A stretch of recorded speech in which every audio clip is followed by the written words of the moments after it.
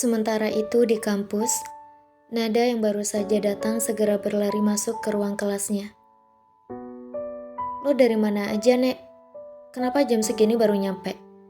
"Tumben," Ika mengomentari Nada yang datang dengan wajah panik, pucat, berantakan dan nafas seperti habis lari maraton. "Udah, jangan tanya dulu deh." Nada mengatur nafasnya berusaha untuk menstabilkan nafasnya kembali setelah tadi berlari sangat kencang, membuatnya terengah-engah. Belum sempat Nada mengatur nafasnya hingga stabil kembali, dosen pun sudah memasuki ruangan dan pelajaran akhirnya dimulai. Semua peserta kuliah kembali diam dan khusyuk pada pelajaran yang sedang dibahas oleh dosen. Untuk 3 jam pelajaran tidak ada seorang pun yang berani bicara, karena pelajaran ini adalah pelajaran tersulit pada semester ini, yaitu urologi, andrologi, dan ginekologi. Mata kuliah 6 SKS ini cukup menakutkan untuk mereka semua di kelas. Beruntung pelajaran kali ini dapat diselesaikan tanpa ada masalah bagi Nada. Tugas-tugas kuliahnya pun sudah dikumpulkan oleh Nada, membuat Nada bisa bernafas lega. "Praktikku masih 2 jam lagi.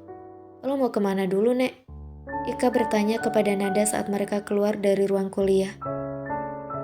"Nada, kita bisa mengobrol sebentar." Suara pria dengan nada tinggi dan sedikit serak menyapa dari belakang Nada. Dan Ika sebelum Nada sempat merespon pertanyaan dari Ika. "Ika, lo duluan ke kantin, nanti gue nyusul ke sana," ucap Nada pada Ika. Tanpa meminta penjelasan apapun, Ika sudah paham. Dia langsung pergi meninggalkan Nada dengan pria itu. "Aku rasa semuanya udah jelas. Apalagi yang perlu dibicarakan?" Nada menunduk dan tidak ingin menatap mata pemilik suara tadi yang sudah berdiri tepat di depannya dengan tatapan mengintimidasi. "Ikut denganku dulu. Kita akan bicarakan ini di tempat lain, tidak di sini." "Dewa," panggil Nada kepada pria yang langsung menarik tangannya tanpa memedulikan dia yang enggan pergi dengan pria itu. "Jangan banyak bicara. Ikutlah denganku dulu. Kita akan bicarakan ini tidak di tempat ini." Dewa enggan berhenti melangkah walaupun Nada sudah beberapa kali mencoba untuk menghentikannya. Dewa tetap menarik Nada ke sudut kampus yang tidak terlalu ramai, yang biasa mereka datangi berdua, dan tidak banyak orang yang mau datang ke tempat itu. Atap gedung kampus, tempat di mana Nada dan Dewa sering bertemu untuk sekedar makan siang bersama, atau mengerjakan tugas-tugas kedokteran mereka bersama. "Kenapa tidak bicara padaku tentang masalah ibumu?" Dewa mulai berbicara, dan melepaskan tangan Nada setelah mereka berada di atap gedung. "Maafkan aku, masalah ini masalah keluargaku. Aku tidak bisa menceritakan masalah ini padamu. Lagi pula aku tidak ingin membuatmu mendapat banyak masalah dengan ibu tiri dan ayahmu lagi." Masih terngiang di dalam ingatan Nada, bagaimana marahnya ibu tiri Dewa di telepon ketika Nada meminjam uang kepada Dewa untuk biaya opname ibunya. Pada malam itu, pertengkaran besar terjadi di rumah Dewa. Karena ibu tiri Dewa memanasi ayah Dewa mengenai uang berobat ibu Nada. Sejak saat itu, Nada, dia tidak pernah lagi meminjam uang kepada Dewa lagi. Dan uang yang dipinjamnya untuk berobat sebelumnya telah dibayar lunas beberapa hari lalu oleh Nada kepada Dewa dari uang yang dipinjamkan oleh Eyang Prawiryo.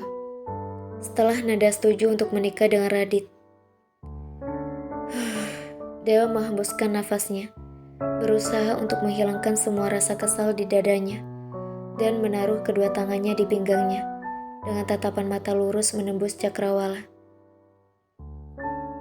"Apa dia sudah melakukannya denganmu?" Akhirnya Dewa menanyakan hal yang ingin ditanyakan olehnya sedari dulu.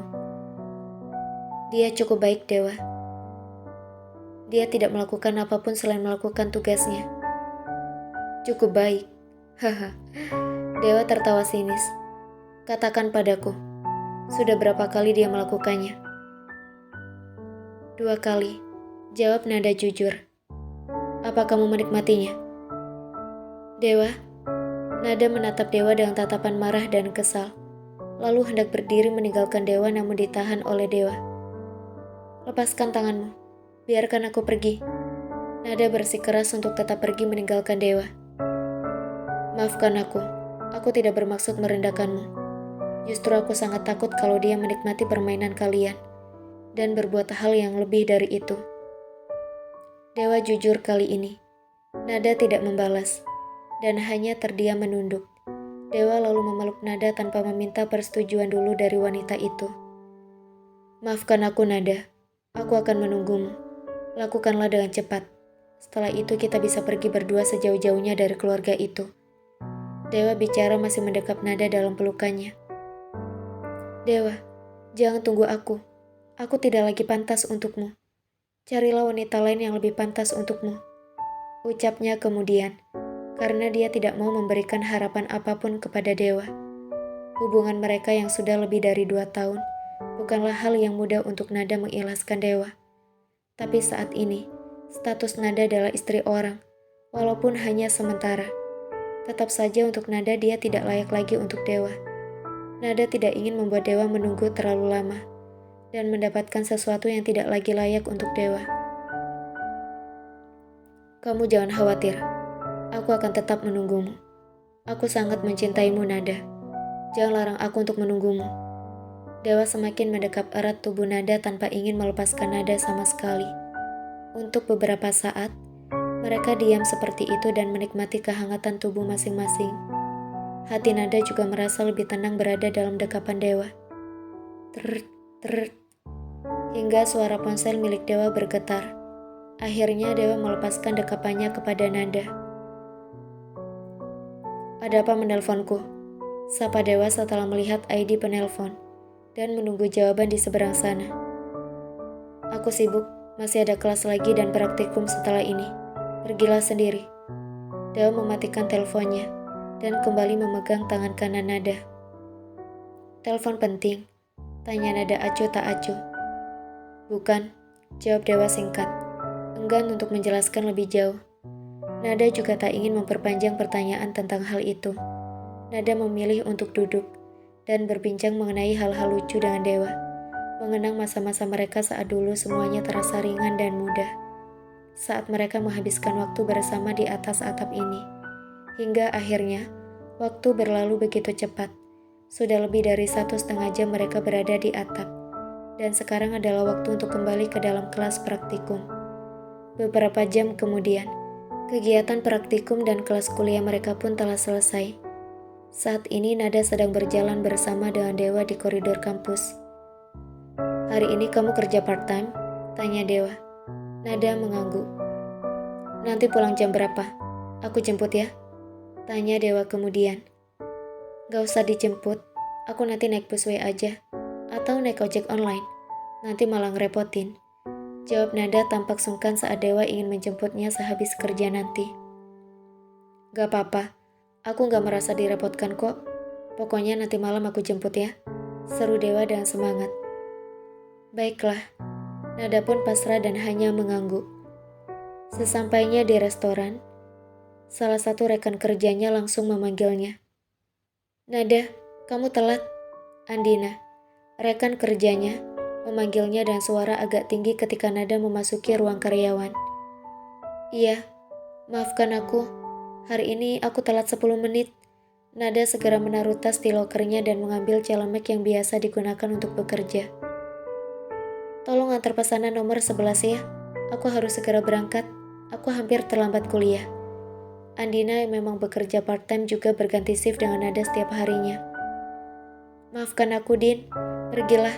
Aku akan mengurus pekerjaan di sini. Makasih ya. Nada langsung masuk ke dalam restoran dan bergegas ke arah jendela dapur untuk mengambil pesanan nomor 11 yang sudah siap di depan meja dapur. Kurang lebih 1 menit yang lalu. Dengan terburu-buru, Nada mengambil pesanan dan langsung menuju meja dengan nomor 11 yang sudah dihafal oleh Nada. Di mana letaknya? Selamat menikmati pesanannya. Sapa Nada sambil menaruh pesanan untuk pelanggan di meja nomor 11 itu.